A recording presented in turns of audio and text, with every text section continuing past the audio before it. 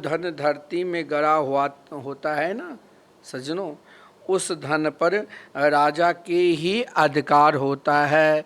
युधिष्ठिर ने भगवान श्री कृष्ण की बात मान ली और वो धन उत्तर दिशा में जो गड़ा हुआ था वो धन लाया और उसी धन के सामग्री एकत्र की।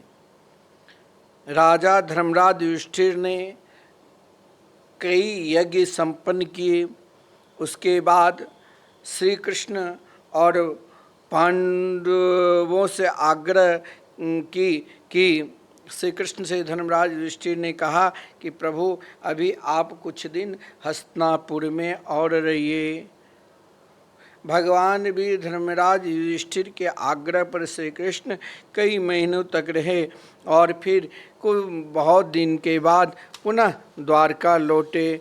द्वारका में लौटकर द्वारकावासी से भगवान मिले बड़े आनंद के साथ। इधर सज्जनों, धर्मराज युधिष्ठिर की निष्ठा और धर्मराज युधिष्ठिर के राष्ट्र के प्रति समर्पित भाव प्रजा को निरंतर देखे। धर्मराज युधिष्ठिर के राज्य के मुख्य उद्देश्य क्या है? जैसे हमारे देश के प्रधानमंत्री कुछ मुख्य उद्देश्य लेकर, जैसे चुनाव होता है ना, सब अपना अपना उद्देश्य बताते हैं, हम जीतने के बाद ये करेंगे, हम जीतने के बाद ये करेंगे। लेकिन महाराज युधिष्ठिर ने जीतने के बाद क्या किया? जब महाभारत के युद्ध में विजय श्री मिली तो महाराज युधिष्ठिर का एक संकल्प था कि हमें चतुर्युग का एक समान रूप देखना है। सतयुग, त्रेता, द्वापर और आगे कलयुग, बिल्कुल निकट समय था कलयुग के आने के। तो महाराज धर्मराज युधिष्ठिर ने संपूर्ण जन जन में जाकर एक आदेश दे दिया। सरकार के अपने अपने आदेश होते हैं ना समय समय पर कि हमें ये काम करना है।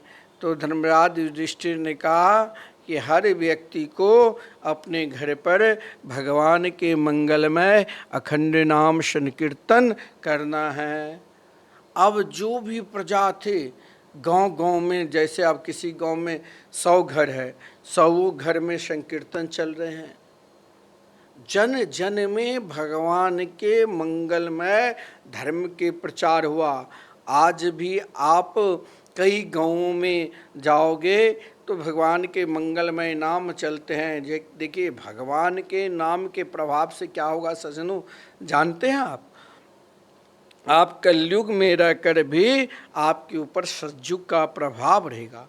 धर्मराज युधिष्ठिर ने अपने राज्य में अपने प्रजा को अपनी संतान के बराबर बिल्कुल मानते थे, लेकिन धर्मराज युधिष्ठिर जैसे माता पिता अपनी संतान के लिए बढ़िया से बढ़िया सुंदर मार्ग के लिए बढ़िया अच्छे से अच्छे काम करते हैं, उसी प्रकार धर्मराज युधिष्ठिर ने प्रजा को सद्मार्ग पर लाने के लिए एकमात्र भगवान के मंगलमय नाम रूपी यज्ञ जन जन में कहा करो, जिससे प्रजा अत्यंत खुशहाली रहते थे।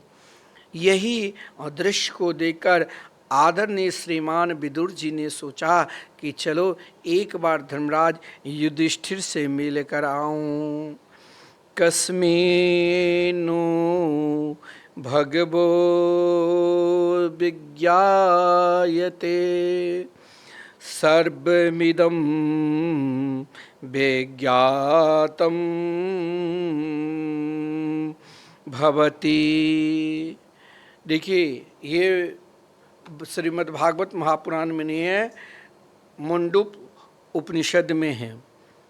क्या कि जब विदुर जी हस्तिनापुर लौटे तब धृतराष्ट्र और गंधारी, द्रौपदी आदि सबने उनका बड़ा स्वागत सत्कार किया, क्योंकि विदुर जी महाभारत युद्ध से पूर्व तीर्थ यात्रा करने के लिए चले गए थे कि हम किसके साथ दे। सबसे बढ़िया काम सज्जनों विदुर जी ही किए थे कि हम किसके साथ दे किसके साथ नहीं दे। इसीलिए विदुर जी अपना तीर्थ यात्रा करने के लिए चले गए। इधर आज